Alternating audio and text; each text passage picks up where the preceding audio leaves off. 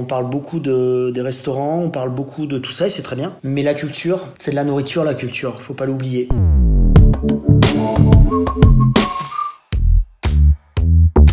C'est toujours un moment un peu magique. Alors c'est peut-être lié à l'enfance, c'est peut-être lié à ça, c'est peut-être au plaisir d'aller au cinéma où c'était une joie, une sortie, un moment à part. Donc j'ai toujours ça, au moment où je rentre, où je pousse la porte de la salle, je vois tous ces fauteuils, quelques personnes assises ou beaucoup. Voilà, c'est toujours un bonheur ça.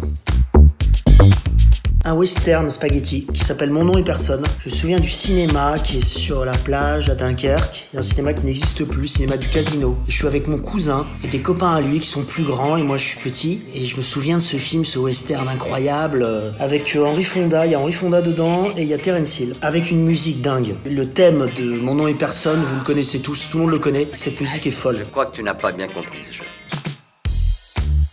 Ah, je me souviens de mon émerveillement quand j'ai vu Les Aventuriers de l'Arche perdue. J'étais fou, quoi. J'étais comme un fou en sortant. Chaque scène, chaque fois ça succédait, je trouvais que tout était parfait. Et cette fin incroyable avec l'entrepôt où ils mettent l'arche d'alliance comme ça dans cet entrepôt immense. Et ça m'avait beaucoup impressionné. Et voilà, j'étais sorti avec une énergie folle de ce film. Et je disais, waouh, c'est possible de faire des films comme ça. Quel génie ce mec.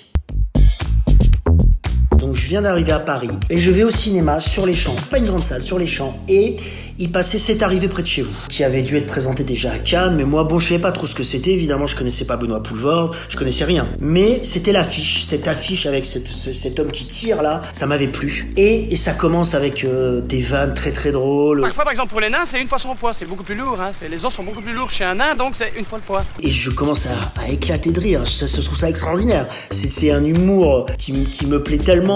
Et c'est surréaliste, pourquoi ? Parce que j'ai jamais vécu ça, le nombre de gens qui quittaient la salle. Et qui quittaient la salle de manière bruyante, en voulant vraiment revendiquer leur rejet. C'est inadmissible, c'est pas possible de faire des films pareils. Allez viens ! C'est pourri, gamin! Et je me dis, waouh, qu'est-ce que ce film provoque? Et moi, évidemment, c'est une référence, c'est une référence de comédie, c'est un très très très très très grand film. Puis c'est là où on a découvert Benoît et le génie de cet acteur.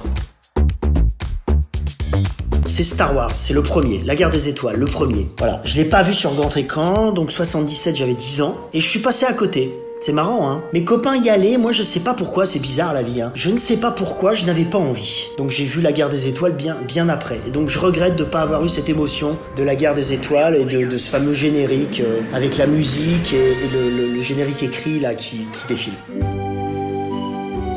J'aime beaucoup aller au cinéma en fin de matinée, vers 11h, j'adore. Bon déjà parce que il y a moins de monde, hein, c'est bien sûr le principe. Et puis je sais pas, ça commence ma journée. Enfin ça commence ma journée, c'est le mec qui se lève à 10h, c'est la grosse feignasse. Non mais j'aime bien ça parce qu'après je peux penser au film toute la journée. Ça me plaît et puis après je sors, c'est l'heure du déjeuner. C'est simple, hein. Enfin c'est comme tout le monde.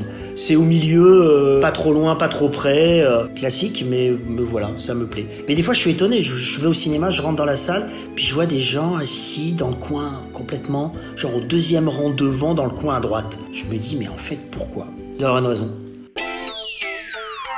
Oh ça dépend, j'ai souvent pas grand chose à dire après, oui c'est vrai. Il me faut un petit peu de temps, j'aime bien rester un peu dans le film, donc non, je suis plus à leur autodigestion.